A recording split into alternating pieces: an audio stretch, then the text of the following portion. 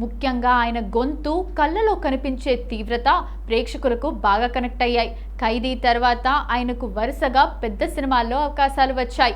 Master Vijay హీరోగా నటించిన ఈ చిత్రంలో అర్జున్ దాస్ ఒక కీలకమైన పాత్రను పోషించి మెప్పించారు.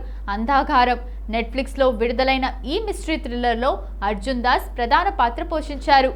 ఆయన నటనలోని వైవిధ్యాన్ని ఈ సినిమా చాటి చెప్పింది. విక్రమ్ లోకేష్ కనకరాజ్ సినిమాటిక్ యూనివర్స్ ఎల్సీయూలో భాగంగా అన్బు పాత్రలో మళ్లీ మెలిశారు. బుట్టబొమ్మ తెలుగులో నేరుగా నటించిన మొదటి చిత్రం. అర్జున్ దాస్ చాలా నిరాడంబరంగా ఉండటానికి ఇష్టపడతారు. సోషల్ మీడియాలో యాక్టివ్గా ఉన్నప్పటికీ తన వ్యక్తిగత విషయాలను చాలా గోప్యంగా ఉంచుతారు. కష్టపడి పైకి వచ్చిన నటుడు కాబట్టి కొత్త టాలెంట్ను ఎప్పుడూ ప్రోత్సహిస్తూ ఉంటారు.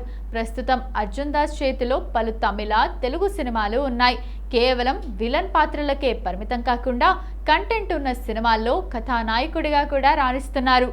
రాబోయే రోజుల్లో ఆయన పాన్ ఇండియా స్థాయిలో గుర్తింపు తెచ్చుకునే అవకాశం ఉంది.